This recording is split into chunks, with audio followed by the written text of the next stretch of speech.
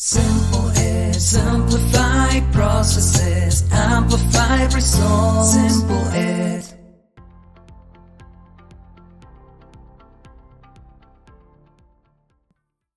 I'm excited to share some insights on how international students intersect, I think, with LLM recruiting, because I'm going to start talking about a little bit about the Open Doors report, which is a measure of how many international students come to the US, which may not necessarily be the exact countries of origin, for example, for in terms of LLM recruiting.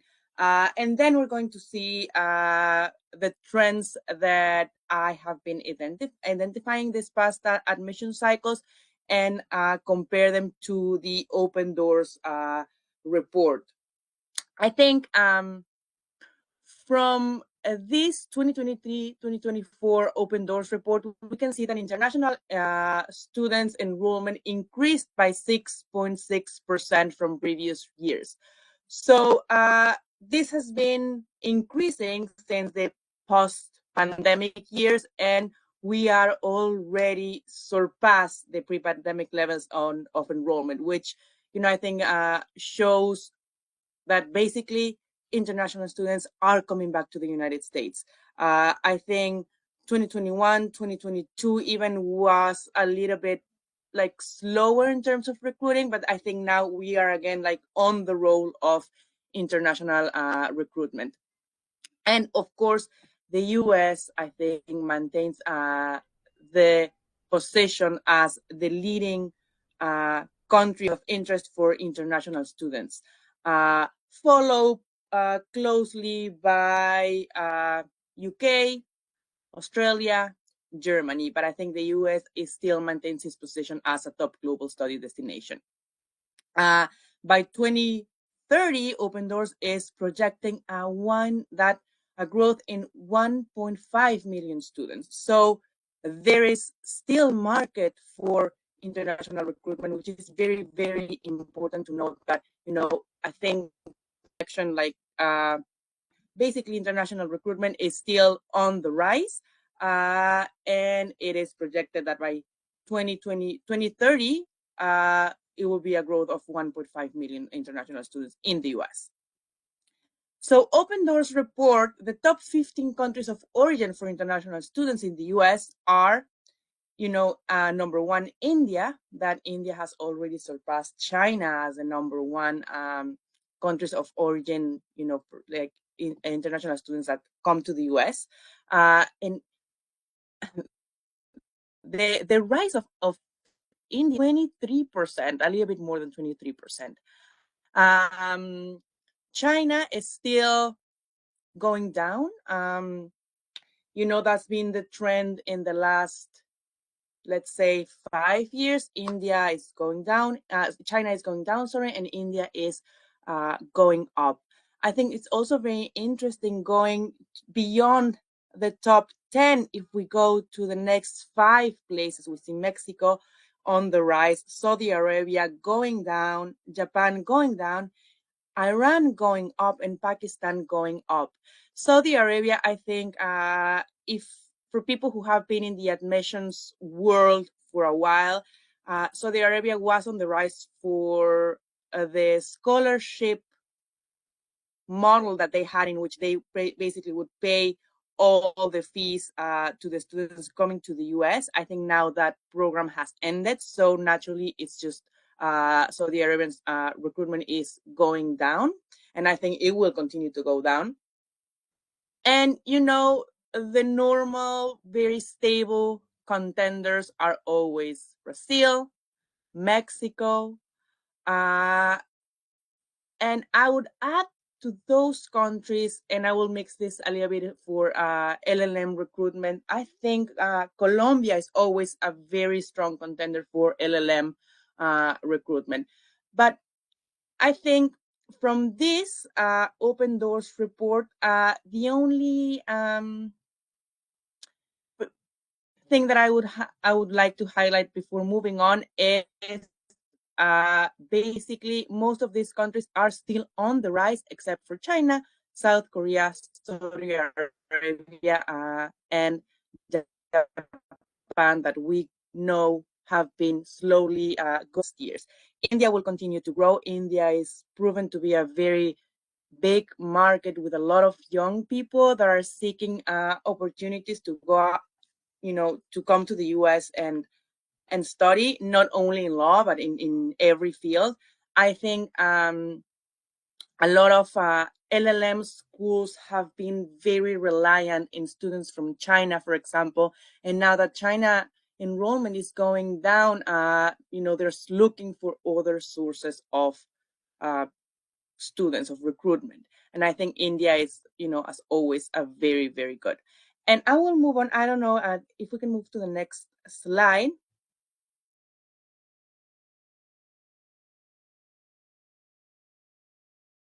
This is but like I was saying, by 2030, Indian international students will overtake Chinese students for more than 100,000, which will represent nearly 500,000 of international students in the US.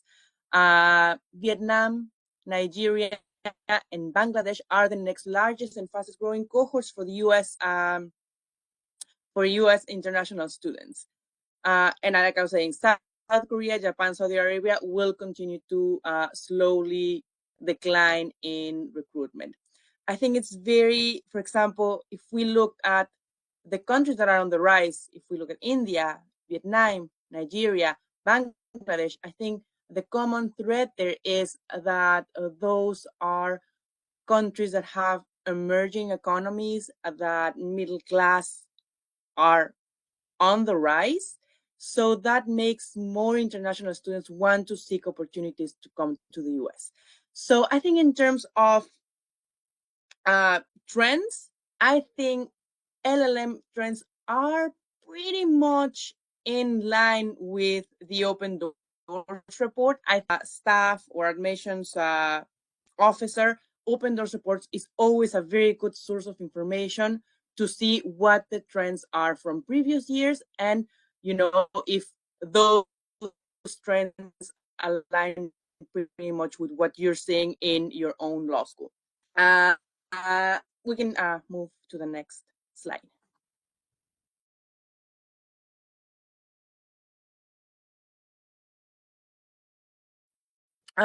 I think, as I was saying, comparing the LLM trends against the the Open Doors report, I do think that we have, let's say, like two main groups of LLM students. We have LLM students that want to come to the US because they're seeking, for example, a pathway to take an exam like the New York bar or the California, which are the two most popular bar exams for foreign trained attorneys.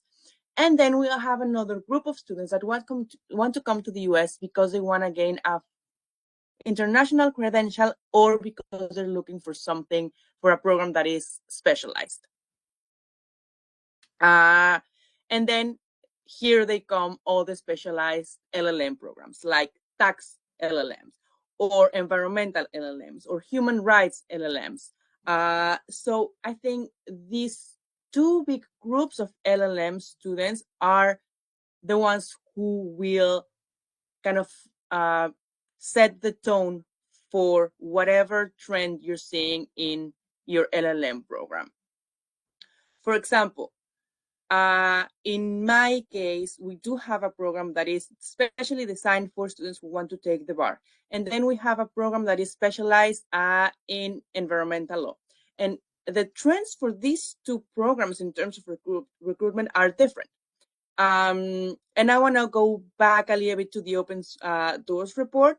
And, Brazil was there in the top 15, right? But Brazil, for me, as an LLM recruitment officer for a specialized program in environmental law, is probably one of my top 5 recruitment countries because Brazilian students are very interested in environmental law, and that has been the trend since since we opened the program more than 30 years ago. So I guess what I'm trying to say is LLM trends do follow a little bit this larger models of mobility in international students, but you also have to look at the very specific things that your program offer, because those can also shape the trends that your international recruitment will have. I think in terms of LLM recruitment, that I think they're very, I don't want to say like stable countries that we know we always will have students from these countries. And to me, these countries are Mexico because, of the closeness to the US and because of how the legal landscape is shaped in Mexico. The same as Brazil, which are very similar markets, the same as Colombia. It doesn't matter what happened in international trends or on mobility of students. I think those countries will remain pretty much stable in terms of sending always LLMs to the US. The same as if we looked at Europe, I would say France is also a very stable country in terms of, always being at the top of European countries that students are looking to have a degree in the US. And the same as Germany, probably in second place, and Spain.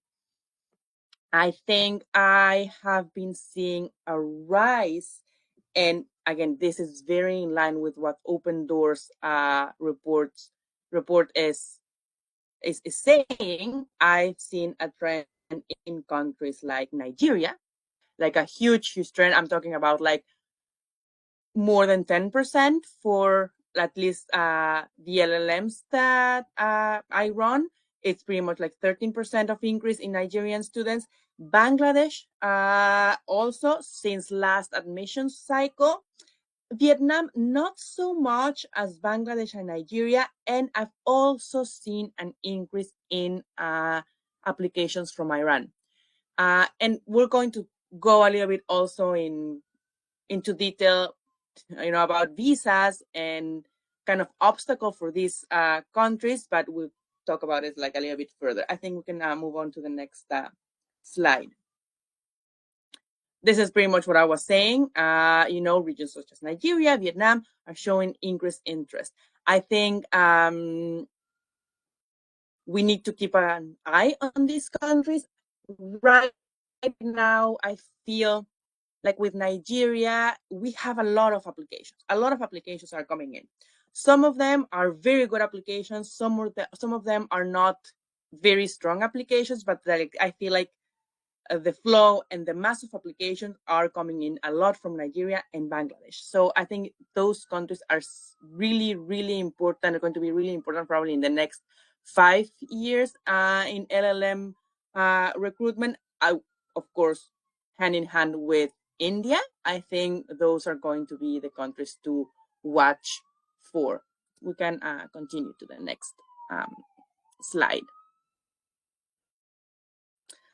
I also wanted to comment about South Korea, which is number 3 in the Open Doors report. I think a lot of people are trying to focus now on South Korea to try and kind of like level the playing field with the applications that are like going down from China.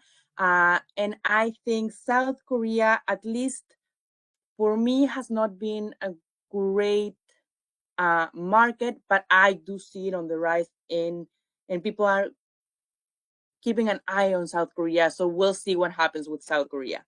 And again, what I see, India, Pakistan, Nigeria, Iran, Bangladesh, I think those are the countries that we need to keep an eye on.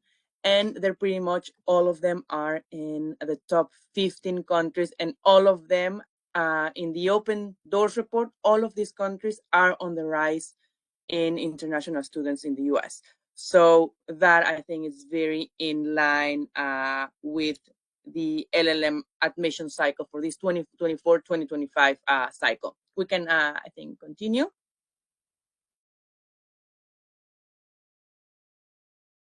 Oh, and I forgot about Turkey that I want to put it in my slide, that it's number 20 on the Open Doors report, with an increase of only 5% from 2023.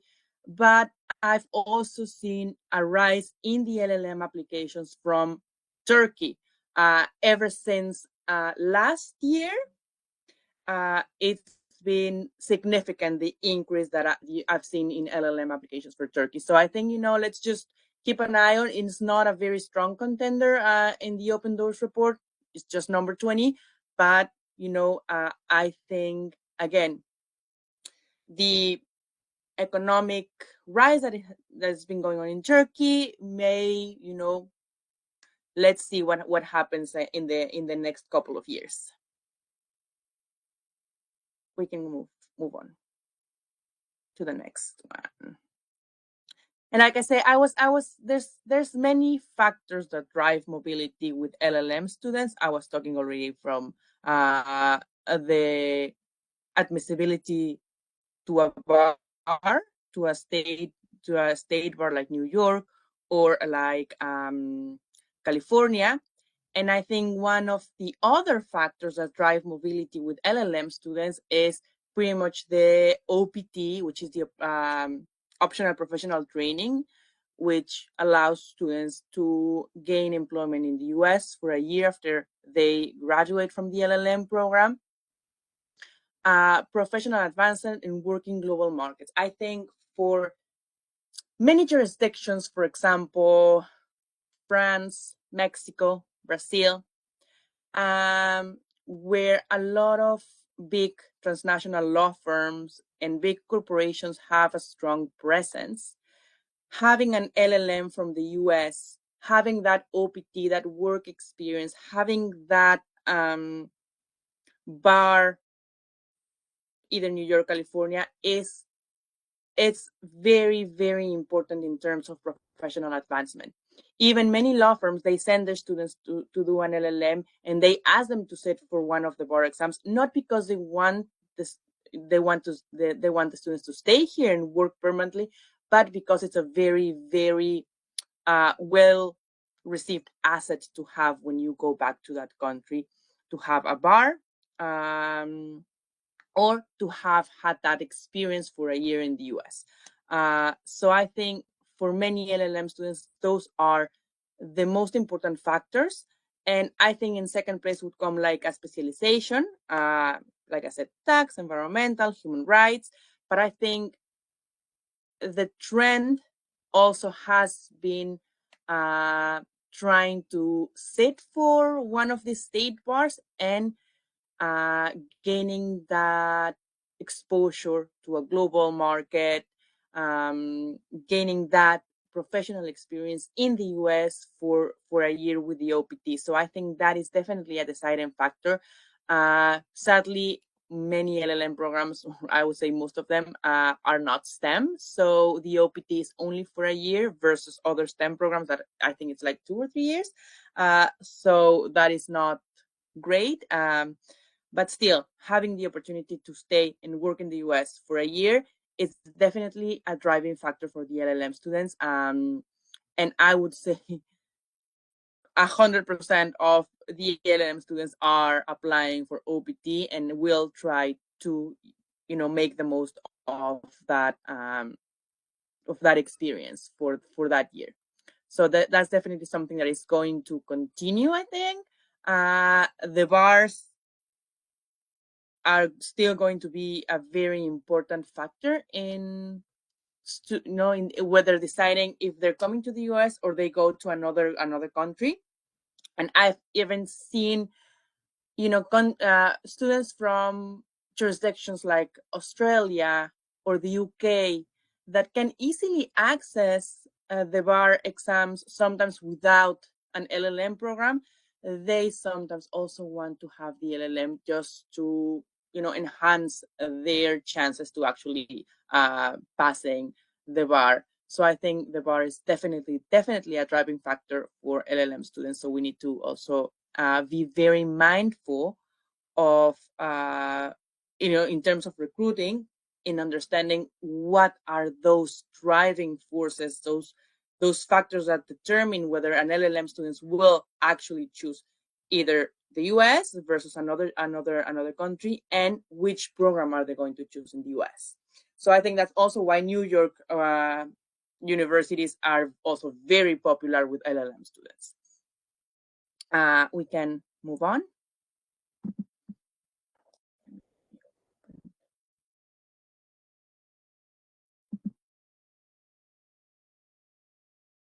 I think I already talked about this, about the factors driving. So I think I went very ahead with the with the presentation. So I already talked about this, and I don't know if I think I don't want to like be very take very long time. So I see here some Q&As, and they're asking, are we seeing reductions in visa approvals for students from some countries, especially from Africa? What can we do to support these students? And I'm going to talk, I think we can move on and just go to the, like towards the end of the presentation to talk about, I think funding. And of course, I think this is the question that is in the back of the mind of a lot of people, not only students, not only admission consultants, admission officers. What is going to happen with the new administration? It's going to really affect F1 visas, and it's everything is, we don't know yet. It might not. I think from the previous experience, I would say on the grand scheme of things, it won't. Of course, we're still subject to policy changes in immigration laws, to OPT extensions or reductions, and of course, to see how visa approvals will be with the new administration. And if the new administration issues some travel bans like they did the last time, of course, this also can affect students coming from specific countries. We don't know what's going to happen yet. I think I try to be optimistic and say things are going to stay pretty much the same, like it did last time. I was an F1 student when Trump was last president, and I had a visa with no issues. But we never know what's going to happen. So I think I'm trying to stay positive and say it's too early to panic, and I wouldn't panic yet. Are we seeing reductions in visa approvals? No, I think there's certain countries that have more denials than others. I also think that some, and I try to be also understanding with my applicants that come from certain countries, and I grant, if they're in touch with me about the visa, because I know, for example, Bangladesh, even though it's a country that is on the rise in applications, visa appointments are very limited. And it takes, if you look at the local embassy timeline, it says, I think, close to 200 and something, 280 something days to get a visa appointment. So even if we admit them for whatever cycle, they may not come until the following year, just because the visa appointments are really, really scarce, right? So what can we do to support the students? I think that's very important. It's very important to just be mindful and try to understand that it's not the same applying for a visa, if you are in Europe, that if you are in another, and a country, that has more wait periods, like Bangladesh, like Vietnam, like Nigeria. So I would just try to be mindful of those wait times, and try, for example, to grant deferrals if necessary. But more than that, we really cannot do much to support the students, because visa processes sadly don't depend from universities. We only give them, the I-20 and the necessary documents, and it's really up to the local embassies and consulates. So I think, having a really supportive staff of international students, whatever it's called in whatever university, to try and have that process very streamlined and very fast, so that the I-20s are done in a timely manner, so that the students can apply for their visas with enough time. And that's pretty much what we can do to support the students. And if they come from certain countries where visas are difficult to get by, then just grant those deferrals. I think it's important. I don't know if somebody else has any questions.